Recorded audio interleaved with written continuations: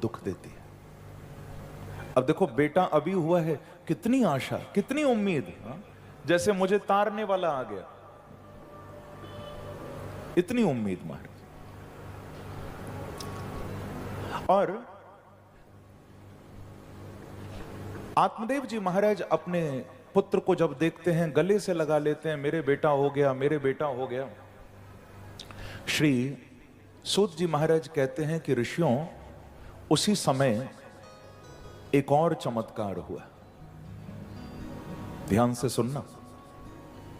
कि त्रिमासे निर्गते चाथ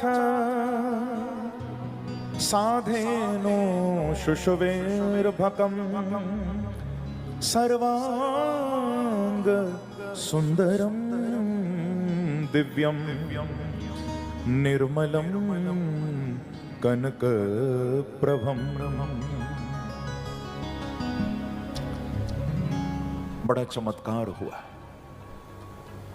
क्या? 3 महीने गुजरे, अपना तो बेटा हो गया, जो चुराकर चोरी छुपे लाया गया, पैसा देकर खरीदा गया, आत्मदेव को तो पता नहीं। 3 महीने निकले, त्रिमासे निर्गते, 3 महीने निकले और आत्मदेव सुबह सुबह अपनी गौशाला में गौ माता को चारा डालने गए। देखो, जैसे ही गौ माता के सामने पहुंचे तो क्या देखते हैं कि गौ के निकट एक इतना सुंदर बालक पड़ा है महाराज, और उस बालक का ये विशेष स्वरूप है तो गाय का बेटा, पर केवल उसके कान गौ माता जैसे हैं, बाकी पूरा शरीर ना उसका मानवों जैसा है। आत्मदेव के मुख से निकला, मेरे घर गोकर्ण आ गया, गोकर्ण आ गया। बोलो गोकर्ण जी महाराज की, वृंदावन बिहारी लाल की। दर्शन करते ही मुख से निकला, मेरे घर गोकर्ण आ गया, गोकर्ण आ गया। देखो संत के प्रसाद की महिमा कि गौ को भी मानव बालक हो गया है। वो गौ का बेटा, पर केवल कान गौ जैसे हैं, उसके शरीर मानवों जैसे। गोद में उठा लिया, इसको भी मैं पालूंगा, ये मेरा बेटा है। हे ईश्वर, बड़ी तूने कृपा की, कहां तो न मेरे संतान न मेरी गौ माता को संतान, अब तूने मुझे बेटा दिया तो मेरी गाय को भी बेटा दे दिया। वाह रे ऊपर वाले, तू बड़ा दयालु है, ऐसा आत्मदेव जी ने कहा।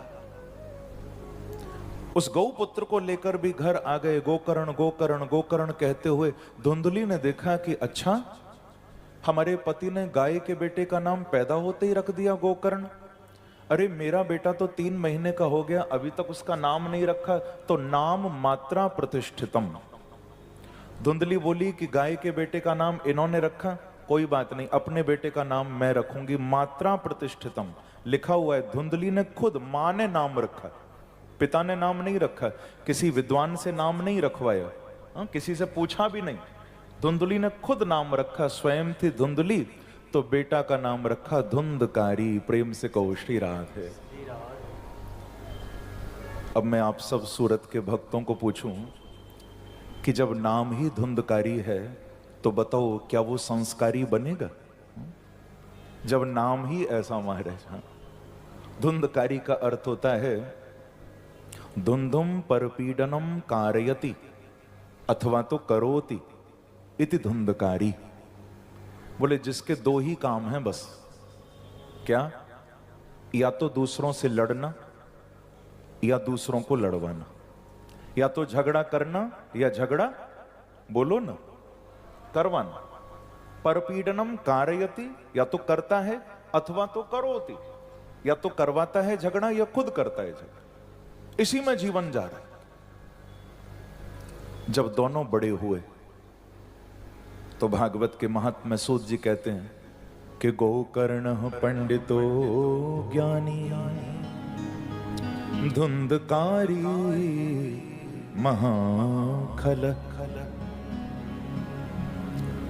जब दोनों ही बड़े हुए तो धुंधकारी तो महान दुष्ट बना, महान दुष्ट, सारे गलत काम करता महाराज। ब्राह्मण के घर में आकर देखो, वेद पढ़ने वाला पिता, पूजा कराने वाला पिता, और ऐसे घर में जन्म लेने के बाद धुंधकारी क्या करता? शराब पीता, पिता के धन से जुआ खेलता, व्यभिचार करता, सारे गलत काम इसने किए। श्रीमद् भागवत के महात्म्य में लिखा है कोई ऐसा अपराध नहीं जो ये न करता हो, सारे गलत काम करता। धीरे धीरे पैसा भी सब समाप्त होने लगा, आत्मदेव भी बुढ़े हो गए, वृद्ध हो गए, अब और पैसा कमाने कहां जाएं? तो एक दिन धुंधकारी आया और बोला, पिताजी मुझे अब घर में पैसा दिखाई नहीं देता। बोले, बेटा पैसा होगा तब तो दिखाई देगा, तूने सब बर्बाद कर दिया जुए में, शराब में, कहां से आएगा? बोले, नहीं नहीं पिताजी, आप झूठ मत बोलो, मुझे यकीन है आपने कहीं गाड़ा होगा, कहीं जमीन में छुपाया होगा, कहीं दबाया होगा, मुझे बताओ पैसा कहां है। बोले, बेटा मैं ऐसा क्यों करूंगा, घर में बिल्कुल धन नहीं बचा।